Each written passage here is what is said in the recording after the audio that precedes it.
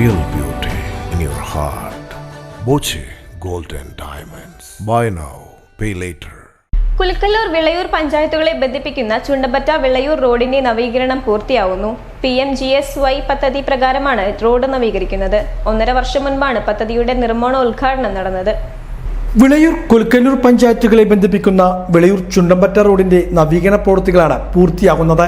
PMGSY പദ്ധതി പ്രകാരം 2 കോടിയോളം രൂപ ചെലവഴിച്ചാണ് റോഡ് നവീകരിക്കുന്നത്. 3 കിലോമീറ്ററോളം വരുന്ന റോഡാണ് പുതുക്കി പണിയുന്നത്.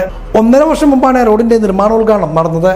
തുടർന്ന് പല കാരണങ്ങളാലും നിർമ്മാണ പ്രവൃത്തികൾ നീണ്ടു. കുടിവെള്ള പൈപ്പുകൾ മാറ്റി സ്ഥാപിക്കൽ, ഓവുപാലങ്ങളുടെ നിർമ്മാണം എന്നിവയും പാതയിൽ നടത്താനുണ്ടായിരുന്നു. ഇതെല്ലാം പൂർത്തിയാക്കിയാണ് ഇപ്പോൾ ടാറിംഗ് പ്രവൃത്തികൾ ആരംഭിച്ചിരിക്കുന്നത്.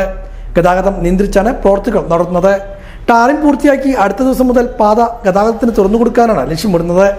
ഇതോടൊപ്പം തന്നെ തത്തനംപള്ളി പപ്പടപ്പടി സ്നേഹതീരം റോഡിന്റെ നവീകരണ പ്രവൃത്തികളും നടന്നു വരികയാണ്.